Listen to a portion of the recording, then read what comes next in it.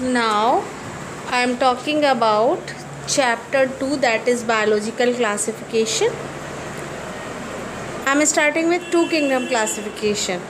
According to this system of classification, all organisms are classified into plants, that is those which are autotroph, have a cell wall and do not move, and animals, those which are heterotroph and holozoic in nutrition and are able to move. तो two kingdom classification में हम पहले ये बात करते हैं कि जो ऑर्गेनिज्म हैं वो दो तरीके के थे, प्लांटी और एनिमेलिया। प्लांटी में सारे प्लांट होते हैं जो अपना फूड खुद प्रिपेयर करते हैं, ऑटोट्रॉफ हैं, और सारे एनिमल्स हेटरोट्रॉफ्स हैं, they depend on autotrophs. Plant पे वो डायरेक्टली और इनडायरेक्टली डिपेंड करते हैं। प्लांट मूव नहीं कर सकते एक्सेप्ट फ्लोटिंग प्लांट, जबकि एनिमल को फूड की सर्च में इधर उधर जाना पड़ता है, लोकोमोशन करना पड़ता है। तो two kingdom classification was given by Carolus Linnaeus, Carl von Linnaeus, that is father of taxonomy. तो Linnaeus named this two kingdom as Plantae and Animalia. Plantae में उन्होंने सारे प्लांट्स को और एनिमेलिया में सारे एनिमल्स को रखा था। But later it was found that two kingdom classification was found to be inadequate with the improvement in our understanding of criteria of classification. तो बाद में पता चला कि दो ही तरीके के ऑर्गेनिज्म नहीं होते हैं, फंगस भी होती है, बैक्टीरिया वगैरह भी होते हैं। तो उसके बाद आया 5 kingdom classification given by R H. Whittaker in 1969। He propose the 5 kingdom classification.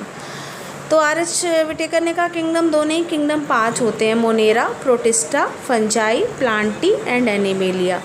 Monera में उन्होंने सारे बैक्टीरिया को रखा था। प्रोटिस्टा में unicell organism like amoeba, paramecium को रखा गया। फंजाई में सारी फंगस रखी गई, for example bread moulds, Mucor and Rhizopus, जो ब्रेड पे लगती हैं। फंगस को मोल्ड कहते हैं, फंगस की स्टडी को माइकोलॉजी कहते हैं। और मशरूम, एडिबल फंगस भी होती हैं। और प्लांटी में सारे प्लांट को और एनिमेलिया में उन्होंने सारे एनिमल्स को रखा था। Main criteria for classification of organism are complexity of cell structure, body organisation, mode of nutrition, nature of cell wall and phylogenetic relationship. फिर आया 3 domain classification. According to this system of classification all the organism are grouped into 3 domains. 2 of them archaea and eubacteria, which include prokaryotic organism. Each of these domain include one kingdom. Domain eukaryota include the eukaryotic organism under 4 kingdom, namely protista, fungi, plantae and animalia. Thus there are 6 kingdom in the 3 domain system of classification. Now I am talking about kingdom Monera. All Monerans are prokaryotic and microscopic. तो Monera में bacteria आते हैं, blue green algae आते हैं। They have primitive nucleus, pro means primitive, karyon means nucleus. इनका nucleus primitive होता है, false होता है, इंसिपिएंट होता है, अनक्लियर होता है। न्यूक्लियस के चारों तरफ कोई मेम्ब्रेन नहीं होती। और न्यूक्लियस का जो मटेरियल है, जेनेटिक मटेरियल, वो सेल में स्कैटर्ड होता है, बिखरा पड़ा होता है साइटोप्लाज्म में। और इनमें सेल ऑर्गेनेल्स एब्सेंट होते हैं, केवल एक ही सेल ऑर्गेनेल मिलता है, राइबोसोम। बाकी माइटोकॉन्ड्रिया, एंडोप्लाज्मिक रेटिकुलम वगैरह नहीं मिलते हैं। They are mostly single-celled or form colonies or trichomes. They have rigid non-cellulosic cell wall of peptidoglycan. इनकी सेल वॉल पेप्टाइडोग्लाइकन की बनी होती है। न्यूट्रिशनली दे में भी फोटोऑटोट्रॉप, कीमोऑटोट्रॉप। ये या तो लाइट से अपना खाना बनाते हैं, केमिकल को ब्रेक करके एनर्जी लेते हैं। For example sulphur bacteria H2S को ब्रेक करता है H2+S में, बदले में उसको मिलती है energy. They may be saprotroph. The organism who depend on dead decaying organic matter is known as saprotroph. तो जो सड़ी गली चीज़ों से खाना लेते हैं उन्हें हम saprotrophs कहते हैं। They may be parasite. The organism who depend on a living host without killing them is known as parasite. जब कोई ऑर्गेनिज्म किसी लिविंग होस्ट पे रहता है, उसे लेकिन जान से कभी नहीं मारता, उसे बोलते हैं पैरासाइट। और symbiote. When two organisms live together and beneficial for each other, this is known as symbiosis. दो लोग साथ साथ रहें और दोनों को एक दूसरे से बेनिफिट हो तो इसे हम सिम्बायोसिस कहते हैं। For example blue green algae जो है वो राइस प्लांट के साथ रहती है, राइस फील्ड में, और नाइट्रोजन एटमॉस्फेयर के फिक्स करके राइस प्लांट को देती है और बदले में राइस की रूट में उसे रहने के लिए स्पेस मिलता है। तो this is an example of symbiotic association. Blue green algae is also known as cyanobacteria. Reproduction occur in the under favourable condition Reproduction occur by binary fission. Binary fission means when an organism, unicellular organism, split up or break up into two organisms. This is known as binary fission. अगर एक unicellular organism दो में टूट जाता है तो उसको हम बाइनरी फिशन कहते हैं. तो बैक्टीरिया में बाइनरी फिशन होता है. Under unfavourable condition they become encysted and some from endospore. Unfavourable condition में ये अपने चारों तरफ एक हार्ड कवरिंग बना लेता है, सिस्ट वॉल बना लेता है, कैप्सूल वॉल बना लेता है, जो कि फेवरेबल कंडीशन आने पर डिज़ोल्व हो जाती है और ये जर्मिनेट कर जाते हैं monerans. Genetic recombination is effected by adopting primitive type of DNA transfer from one bacterial cell to the other. तो जेनेटिक रिकॉम्बिनेशन में क्या होता है, मेल को F+ मानते हैं बैक्टीरिया को और फीमेल को F-, क्योंकि हमारी तरह इसमें रिप्रोडक्टिव ऑर्गन्स के बेस पे आइडेंटिफाई नहीं किया जा सकता. They are very primitive and very simple in nature. तो इनमें क्या होता है, F+ जो कि मेल है वो अपने डीएनए की कॉपी फीमेल यानी F- में ट्रांसफ़र कर देता है और कभी कभी इनके बीच में एक ट्यूब लाइक स्ट्रक्चर बनता है. दो बैक्टीरियल सेल पास पास आती हैं, मेल एंड फीमेल, और जो स्ट्रक्चर बनता है उसे बोलते हैं कॉन्जुगेशन ट्यूब और प्रोसेस नोन एज कॉन्जुगेशन. तो डीएनए का ट्रांसफ़र मेल जो है वो डीएनए अपने फीमेल में शिफ्ट कर देता है. They can be grouped into Archaebacteria, Eubacteria, Cyanobacteria and Mycoplasma.